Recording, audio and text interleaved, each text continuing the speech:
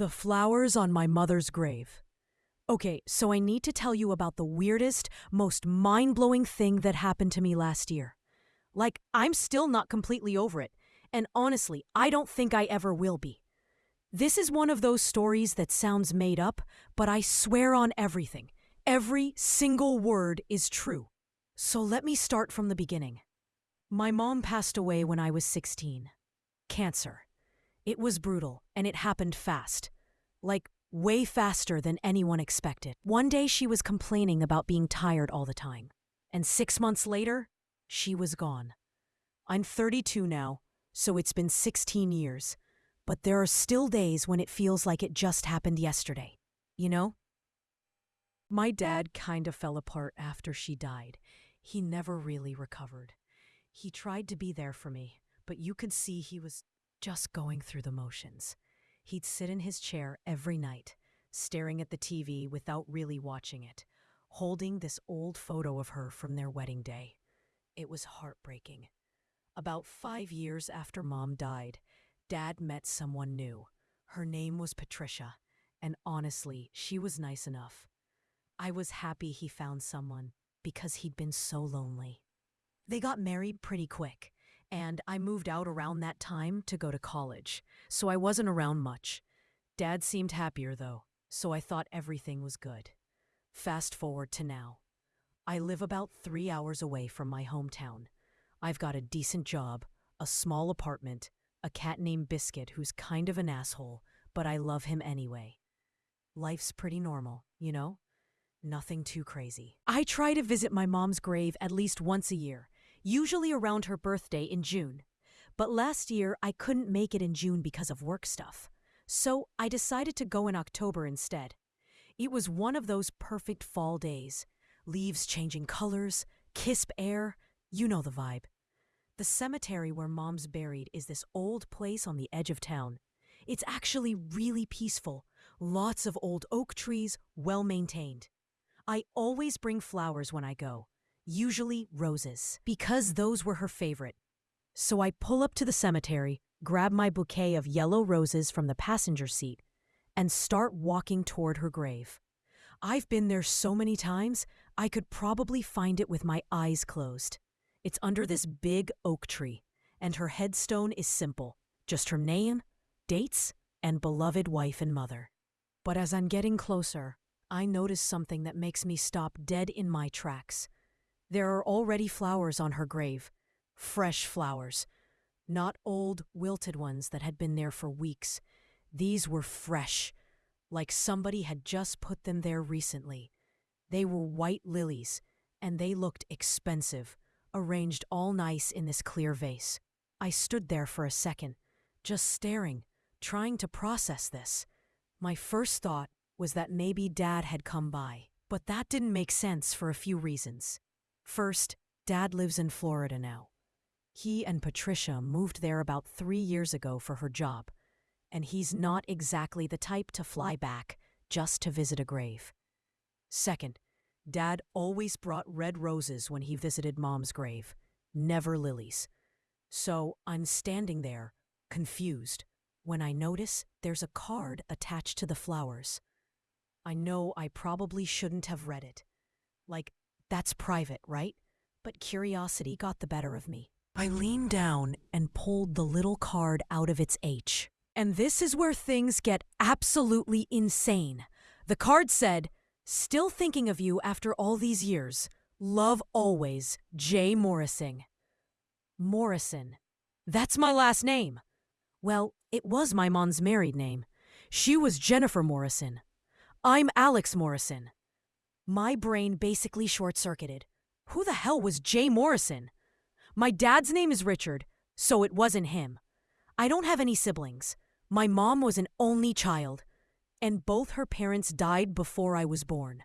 My dad has a brother, but his name is Tom, not Jay anything, and he lives in Oregon and barely keeps in touch. I pulled out my phone and took a picture of the card and the flowers. Then I just sat down right there on the grass next to Mom's grave, trying to figure out what was going on. I called my dad. He was probably gonna think I was crazy, but I needed answers. "Hey, kiddo, he answered on the third ring. I could hear Patricia talking to someone in the background. What's up? Dad, I'm at Mom's grave right now, and there are flowers here. Fresh ones, with a card signed J. Morrison. Do you have any idea who that could be? There was this long pause, like uncomfortably long. I could hear him breathing, but he wasn't saying anything. Dad? No idea. Maybe someone from her family? Did she have any cousins or anything? You just said she was an only child, and her parents are both dead. You would know better than me if she had cousins. Another pause. Yeah, I don't think so. That's weird. Maybe it's a mistake? Maybe they put flowers on the wrong grave. But that didn't make sense either, because the card specifically said J. Morrison, and it was on Jennifer Morrison's grave. That's not a coincidence. Dad, are you sure there's nothing you're not telling me? Alex, I don't know what you want me to say. I have no idea who that is. Maybe it's someone she worked with? You know she had a lot of friends. That was true. Mom had been a teacher, and she was super popular. Always had people over. Always organizing stuff. Always helping someone. But this card said, still thinking of you after all these years. And love always. That's not something a casual work friend would write. We talked for a few more minutes, but I could tell Dad was getting uncomfortable, so I let him go. But something in his voice was off. He was hiding something. I was sure of it. I sat there at the grave for probably another hour, just thinking.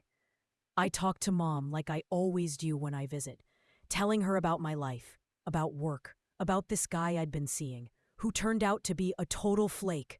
And then I asked her, Mom, who's J. Morrison? Obviously, she didn't answer, but I felt like I needed to figure this out. Before I left, I took the card with me. I know. That's probably not cool, but I needed evidence or something. I left my yellow roses next to the white lilies and drove home. The whole 3-hour drive, my mind was racing. Who could this person be? Why had they been visiting my mom's grave? How long had this been going on? And why didn't my dad seem to know anything about it? When I got home, I did what any normal person in the 21st century would do. I started Googling. I searched J. Morrison plus my hometown's name. Got a ton of results, but nothing that seemed relevant. I tried adding my mom's name to the search. Still nothing useful. Then I remembered that my mom had been on Facebook before she died. Well, not really. Facebook was just getting big back then, and she'd made an account but barely used it. But maybe, just maybe, it was still active? I logged into my Facebook and searched for her name. And yeah, there it was. Her account was still up. The profile picture was one I remembered. Her at the beach, smiling at the camera. Probably taken a few months before she got sick. I started going through her friends list. There were a lot of people I recognized. Old family friends, people from church, her coworkers. But I was looking for anyone with the last name Morrison, or a first name that started with J. And then I found it. James Morrison. His profile picture was of him on a boat. Sunglasses on, big smile. He looked to be in his 50s, maybe. I clicked on his profile, but it was pretty locked down. I could only see his profile picture, his cover photo, which was of some mountains, and that he lived in Colorado. But here's the thing. He and my mom had mutual friends. Not a ton, but like 5 or 6 people. People from my hometown. I sat there staring at this guy's profile for I don't know how long. Who was he? How did he know my mom? And why was he leaving flowers on her grave? I knew I had to find out more, but I wasn't sure how. I couldn't just message this random guy and be like, hey, why are you leaving flowers on my dead mom's grave? That seemed too aggressive. Plus, what if it was innocent? What if he was a distant relative I didn't know about? But the card said, love always. That didn't sound like a distant relative. I decided to reach out to some of the mutual friends. I found one woman, Linda, who I vaguely remembered. She'd been one of my mom's teacher friends. I sent her a message. Hi, Linda. This is Alex Morrison, Jennifer Morrison's daughter. I hope you remember me. I was wondering if you could help me with something. Do you know someone named James Morrison? I saw he's friends with you and my mom on Facebook, and I'm trying to figure out how he knew her. I hit send and then just waited. I hate waiting. I'm not a patient person. It took 2 days for Linda to respond, and those were the longest 2 days of my life. I kept checking my phone constantly. I even had dreams about it. Finally, on day 2, I got a notification. Hi, Alex. Of course I remember you. You were just a kid last time I saw you. James Morrison? Yes, I know him. He and your mom went to high school together. They were pretty close back in the day, if I remember correctly. Is everything okay? High school. They knew each other from high school. I wrote back immediately. Did they stay in touch after high school? Do you know if they were friends when she was married to my dad? Linda's response came faster this time. I'm not really sure, honey. I know they reconnected at a high school reunion once, maybe about 20 years ago. But I don't know if they kept in touch after that. Why do you ask? I didn't know how much I should tell her, so I just said I'd found some old photos and was trying to piece together Mom's past. She seemed to accept that and wished me well. But now I had a name and a connection. James Morrison. High school friend. Possibly more than friends? I spent the next week basically becoming an amateur detective. I searched through every box of my mom's stuff that I still had. She didn't have much. Dad had gotten rid of most of it pretty quickly after she died, which at the time I thought was just him grieving in his own way. But now I was wondering if there was another reason. I did find one box of her high school stuff that Dad had let me keep. Yearbooks, some old photos, a few letters. I went through everything carefully. In her senior yearbook, I found him. James Morrison. He was in a bunch of the same clubs she was in. Drama club, debate team, student council. In the candid photo section, there were actually several pictures of them together. Laughing, goofing around. One where he had his arm around her shoulders. Under his senior photo, someone had written a note. The handwriting was faded, but I could make it out. Jamie, thanks for being the best friend anyone could ask for. Don't forget about me when you're off being a big shot. Love, Jen. Jamie. So James went by Janie. But here's what really got me. In the back of the yearbook, tucked into the inside cover, I found a photo. It was my mom and Jamie at what looked like prom. She was wearing this gorgeous blue dress, and he was in a tux, and they were dancing. On the back of the photo, in my mom's handwriting, it said, Prom, 1991. Best night ever. My parents got married in 1993, so this was before my dad. I kept digging through the box and found letters. Actual handwritten letters, which nobody does anymore. They were all signed with a J or Jamie. I sat on my bedroom floor and read every single one. They were love letters. Like real, genuine teenage love letters. Talking about the future, about dreams, about how much they meant to each other. One of them, dated the summer after their senior year, talked about how hard it was going to be when they went to different colleges, but how they'd make it work because they loved each other. I felt like I'd been punched in the gut. My mom had a whole relationship before my dad that I knew nothing about. But here's where it got even weirder. The letters stopped after about a year. The last one was dated August 1992, and it was different from the others. It was short, and it sounded sad. Jamie was saying something about understanding her decision and hoping she'd be happy. He said he'd always love her, no matter what. What decision? What happened? I needed to know more. I needed to talk to someone who really knew my mom back then. And then I remembered.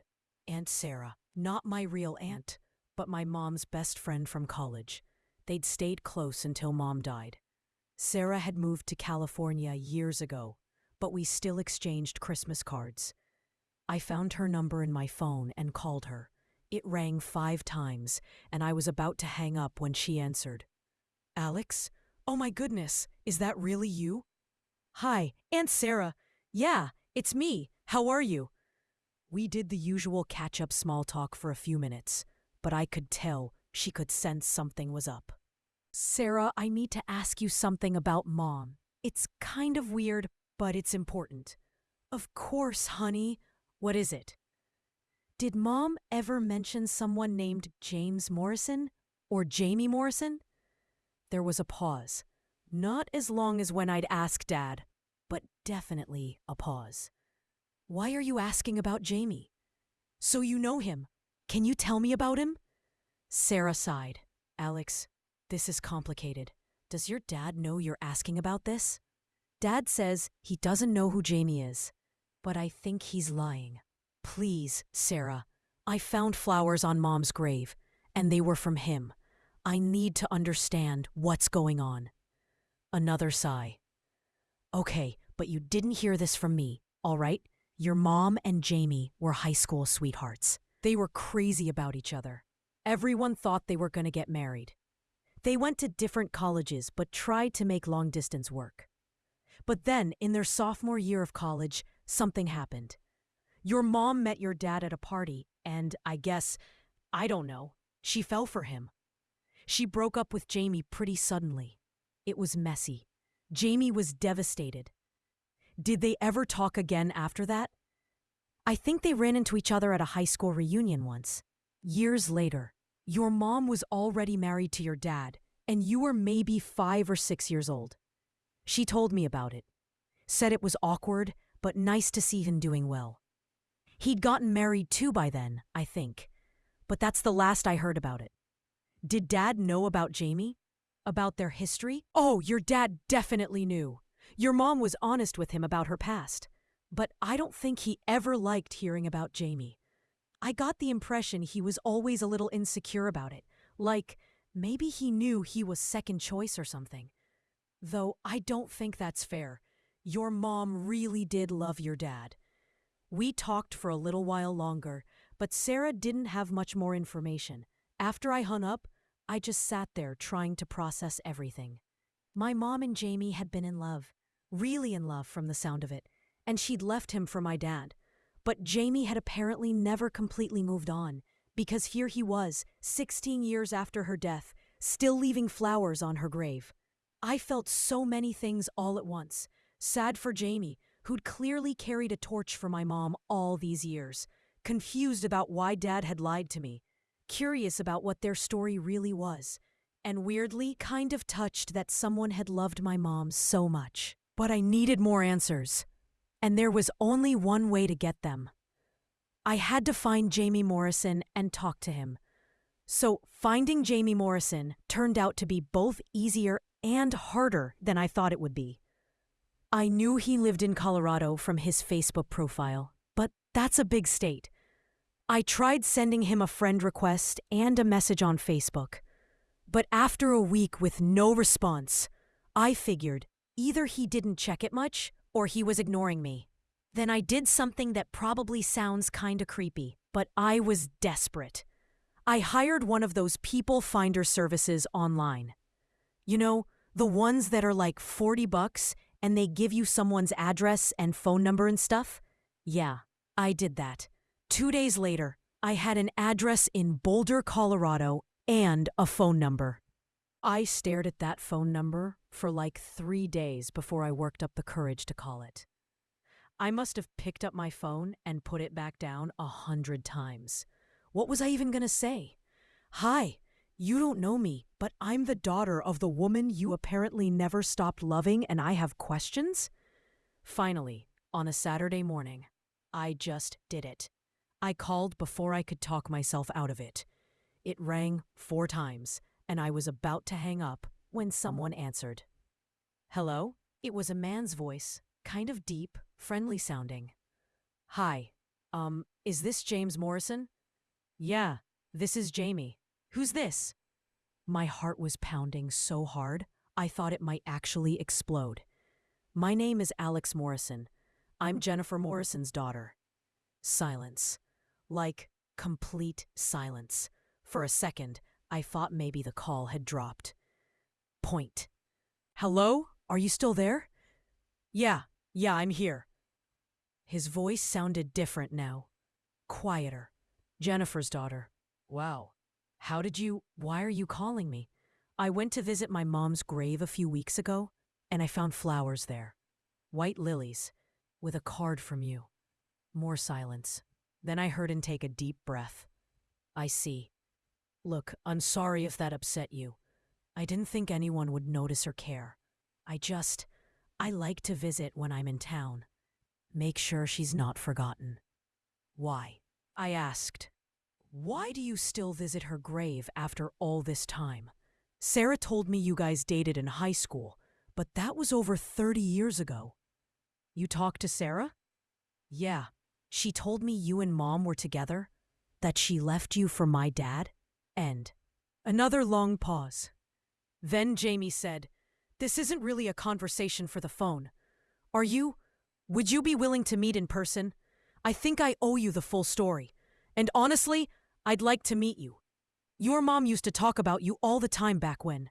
Well, I'll explain when we meet. If you want to meet, that is." My mind was racing. Meet him in person? That meant flying to Colorado, or him coming here. But I needed to know. I needed to understand. Okay, I said. When and where? We arranged to meet 2 weeks later. He offered to fly out to my hometown. Said it would be easier that way. We agreed to meet at a coffee shop downtown, a place called the Bluebird Cafe. It was public, neutral territory. Safe. Those 2 weeks were torture. I kept imagining what he'd be like, what he'd tell me. I told my best friend Melissa about the whole thing, and she thought I was crazy. She was like, "You're meeting some random guy who's been leaving flowers on your dead mom's grave? Alex, that's literally the plot of a horror movie." But I didn't get creepy vibes from Jamie. When we'd talked on the phone, he'd sounded genuinely nice. Sad, but nice. The day of our meeting, I got to the cafe early. Like 30 minutes early. I was so nervous I ordered 3 different drinks and couldn't finish any of them. I kept checking my phone, checking the door, checking my phone again. And then he walked in. I recognized him immediately from his Facebook photo, even though he was wearing different glasses now. He was tall, probably 6'2", with gray hair and kind eyes. He was wearing jeans and a blue sweater, and he looked nervous too, which somehow made me feel a little better. I waved awkwardly, and when he saw me, his face did this thing. Like, he smiled but also looked like he might cry. He walked over to my table and just stood there for a second. "Alex," he said, "you look so much like her. Your eyes, your smile, wow." "Hi," I said, because I didn't know what else to say. "Thanks for coming." He sat down across from me and ordered a coffee when the waitress came by. For a minute, we just kind of looked at each other, not sure where to start. Finally, I said, "So, you and my mom?" He smiled, this sad kind of smile. "Yeah, me and your mom. That's a long story. Are you sure you want to hear it?" I wouldn't be here if I didn't. So he told me everything, and I mean everything. Jamie and my mom met freshman year of high school. They were both in the drama club, and they got cast as the leads in the school play. They became friends first, really good friends. By sophomore year, they were dating. He said everyone in school knew they were a thing, that they were that couple everyone thought would last forever. She was incredible, he said, and his eyes got this faraway look. Smart, funny. She had this way of making everyone around her feel special. I fell for her hard, and I honestly thought I'd spend the rest of my life with her. They planned it all out, he said. After college, they'd get married. They'd both become teachers. That was always her dream. And they'd have kids and a house with a big yard. They had this whole future mapped out. But then college happened, They went to schools in different states. Jamie went to Colorado State. Mom went to a school in Illinois. They tried to make long distance work, and for a while it did. They'd call every night, visit when they could, write letters. But then, sophomore year during spring break, Mom went to a party with her roommate, and she met my dad. She called me about a week later, Jamie said. And I could hear the pain in his voice, even though this happened 30-some years ago. She said she'd met someone, that she was confused, that she needed time to figure out what she wanted. He took a sip of his coffee, and I noticed his hand was shaking a little. I told her I'd wait, that I loved her and we could work through anything. But then, 2 months later, she called again. She said she was falling in love with Richard, your dad, and that she thought maybe she and I had just been too young, that we'd confused first love with real love. She said she was sorry, that she'd always care about me, but she had to follow her heart. "What did you do?" I asked quietly. "I was destroyed," he admitted. "Absolutely destroyed. I didn't handle it well. I got angry, said some things I regret. Told her she was making a mistake, that Richard couldn't possibly love her like I did.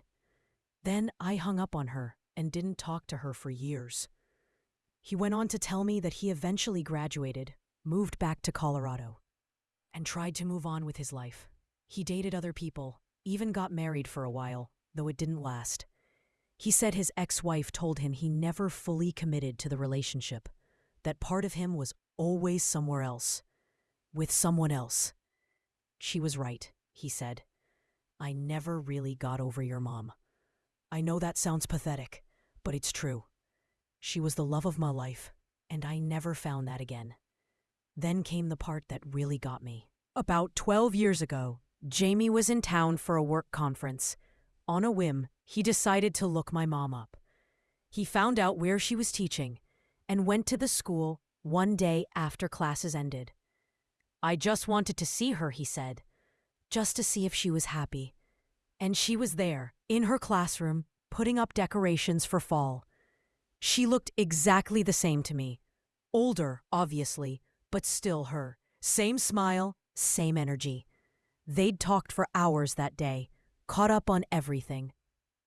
She told him about her life, about my dad, about me, about teaching. He told her about his life in Colorado. It was friendly, he said, but there was still something there, some spark that never quite went out. "We started emailing after that," he said, "just as friends, keeping in touch. She'd tell me about you, about how proud she was of you. She'd send me your school photos. I felt like I knew you, even though we'd never met." My throat got tight. "My mom was emailing you? For years?" "Yeah, nothing inappropriate. I want to be clear about that. She loved your dad. But we'd been such a big part of each other's lives, and I think she wanted to maintain that connection somehow. I know I did." Then he told me something that made me start crying right there in the coffee shop. When my mom got diagnosed with cancer, she'd emailed him, told him what was happening, that the prognosis wasn't good. Jamie had offered to fly out immediately, but she'd said no. She didn't want to complicate things, didn't want to hurt my dad by having her ex-boyfriend show up. But she did ask him one thing. "She asked me to promise that I'd check on you sometimes," Jamie said, and now he was crying too.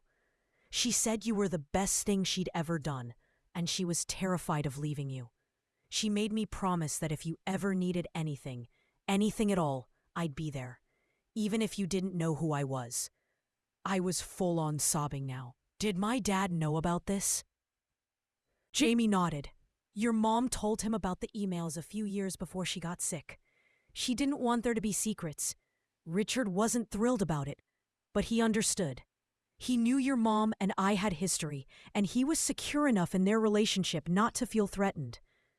But after she died, he asked me not to contact him or you. Said it would be too painful, too confusing. I respected that, but I couldn't just forget about your mom or my promise to her. So you've been visiting her grave all these years? A few times a year, whenever I'm in town for work or whatever. I always bring lilies because those were her favorite. She told me once that roses were pretty, but lilies were meaningful. I don't know why she thought that, but I remembered. We sat there for a while, both of us crying, both of us trying to process this enormous thing. Then, Jamie reached into his bag and pulled out a folder. I brought these for you. I thought you might want them. Inside the folder were printed emails. Years and years of emails between him and my mom. I flipped through them, seeing her words, her humor, her love for me on every page. She talked about you all the time, Jamie said. You were her whole world. Every achievement, every funny thing you said, every challenge you faced, she shared all of it with me. I know that might seem weird, but I treasured those emails. They kept her alive for me, in a way. There was one email near the end, dated 2 weeks before she died. I read it right there at the table, and I had to put it down halfway through because I was crying too hard. She'd written about how scared she was to leave me, how she worried I wouldn't remember her, how she hoped I'd have a good life. And then at the end, she'd written, Jamie, you were my first love, and even though we didn't end up together, you'll always have a piece of my heart. Thank you for being my friend when I needed one. Please keep your promise about Alex. She's going to need all the love and support she can get. I looked up at Jamie. Why didn't you ever reach out to me? Why did you stay hidden? Because your dad asked me not to, he said simply. And because I didn't want to confuse you or cause problems in your family. Your mom wanted you to have a stable, normal life. Showing up as some ghost from her past didn't seem like it would help with that. But I've always been here, Alex, in the background, watching out for you the way I promised her I would. Watching out for me? What do you mean? He smiled a little. You remember when you were applying to colleges and you got that random scholarship from some foundation you'd never heard of? My eyes went wide. That was you? That was me. And when your car broke down that time during your senior year of college and someone anonymously paid for the repairs? Also me. Your mom made me promise to help if I could, so I did. I've been keeping tabs, making sure you were okay. I hope that doesn't sound creepy. Honestly, it should have sounded creepy, but it didn't. It sounded like someone who'd loved my mom so much that he'd kept a promise to her for 16 years, even when it cost him money and effort and got him nothing in return. I don't know what to say, I said. This is so much to take in. I know, I'm sorry. I never wanted to burden you with any of this. I was content just keeping my promise quietly. But when you called, I realized I wanted you to know the truth. Your mom was an amazing person, and she deserves to be remembered completely, not just as the perfect wife and mother, but as the complex, full person she was. She had a life before your dad, and I was lucky enough to be part of it. We talked for another 2 hours. He told me stories about my mom in high school, things I'd never heard. How she'd been voted most likely to change the world. How she'd started a tutoring program for struggling students. How she'd directed the senior play and made everyone feel included. How she'd been brave and bold and completely herself. He also told me more about their relationship. The good times and the bad. The fights they'd had, the makeups, the dreams they'd shared. He didn't paint it as some perfect fairy tale. He was honest about the fact that they were young, and sometimes stupid, and maybe they wouldn't have lasted even if she hadn't met my dad. But I'll never know, he said. And that's okay. She made the choice that was right for her, and it gave her you. So I can't regret it, even though I missed her every day for 30 years. Before we said goodbye, I asked him one more question. Are you happy now? In your life, I mean? He thought about it for a second. I am. It's not the life I planned, but it's a good life. I've got a job I love, teaching history at a community college. I've got friends, hobbies, a house in the mountains. I date sometimes, though nothing serious. And I've made peace with what happened with your mom. It took a long time, but I've made peace with it. We exchanged phone numbers, and I told him he didn't have to hide anymore. That he was welcome to be part of my life if he wanted. That I'd like to get to know him better. He seemed genuinely moved by that. As we were leaving the cafe, he gave me a hug. "Your mom would be so proud of you," he said. "You turned out exactly how she hoped you would. Strong, smart, kind. She was right to be proud." I cried the whole drive home. Not sad crying exactly, more like overwhelmed crying. My whole understanding of my mom's life had shifted. She wasn't just the one-dimensional person I'd built up in my memory, the perfect mom who never did anything wrong. She was real.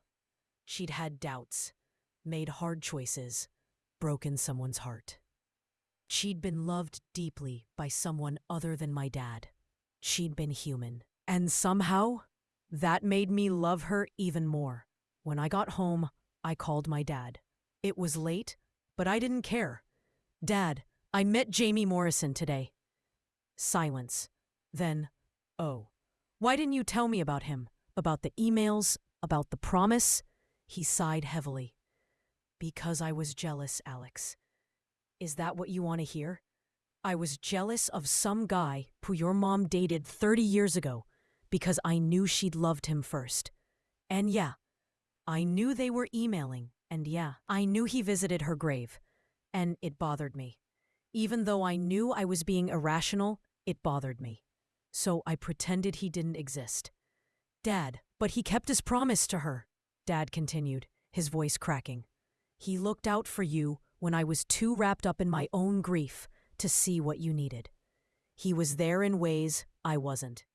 And I guess I resented him for that too. And somehow, that made me love her even more. When I got home, I called my dad.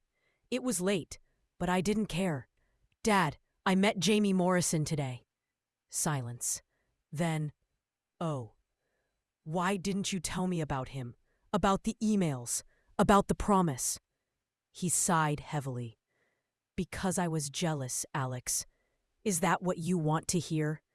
I was jealous of some guy who your mom dated 30 years ago because I knew she'd loved him first. And yeah, I knew they were emailing. And yeah, I knew he visited her grave, and it bothered me. Even though I knew I was being irrational, it bothered me. So I pretended he didn't exist. Dad, but he kept his promise to her," Dad continued, his voice cracking.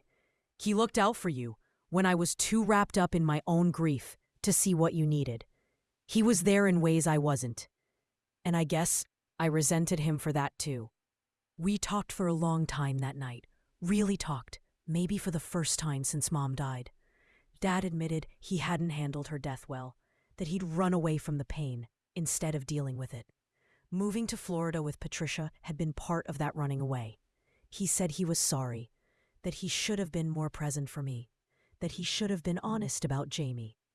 "Do you still love Mom?" I asked him at one point. "Every day," he said without hesitation. "Patricia knows it too. She's not a replacement, and she never tried to be. She's just someone who makes me feel less lonely. But your mom was the love of my life, Alex, just like she was for Jamie. Some people are just that special." After that night, things started to feel more settled. Like pieces of a puzzle I didn't know were missing had finally clicked into place. I stayed in touch with Jamie. We email regularly now, and I've even been out to visit him in Colorado twice. He's basically become this bonus uncle figure in my life. He tells me stories about Mom, shares photos I've never seen, helps me understand her in ways I couldn't before. Last month, I went back to Mom's grave. This time, I brought both yellow roses and white lilies, and I brought Jamie with me. We stood there together, both of us crying a little. both of us talking to her like she could hear us. I kept my promise, Jen, Jamie said quietly. She's doing great, just like you knew she would. I put my arm around him. Thank you for keeping that promise. Thank you for loving her enough to keep it. Always, he said. I also introduced Jamie to my dad during that visit. It was awkward at first, but they shook hands, and Dad thanked him. Thanked him for keeping his promise, for looking out for me, for honoring Mom's memory. I think Dad needed that closure as much as anyone. Patricia was there too, and she was actually really sweet about the whole thing. She told Jamie that she'd heard wonderful things about my mom, and that she understood how important she'd been to everyone. I appreciated that. So that's my story. The story of how I found fresh flowers on my mother's grave from someone with my last name, and how it led me to discover a whole part of my mom's life I never knew existed. I learned that my mom was more than just my mom. She was someone's first love, someone's friend, someone's favorite teacher. She made hard choices. She broke hearts and had her heart broken. She lived a full, complicated, beautiful life before I was even born. And I learned that love doesn't just disappear when a relationship ends. Jamie loved my mom for over 30 years, even though they weren't together. My dad loved her so much he could barely function after she died. She touched people's lives in ways that lasted long after she was gone. I also learned something about myself. I learned that it's okay to be curious about your parents' lives before you, that they were real people with real histories, not just the roles they played in your life, and that sometimes discovering those histories can help you understand yourself better. These days, I visit Mom's grave more often. Sometimes I bring flowers. Sometimes I just sit and talk to her. Sometimes Jamie comes with me when he's in town. And we share stories and memories. Sometimes it's just me, but I never feel like I'm visiting alone because I know that so many people loved her.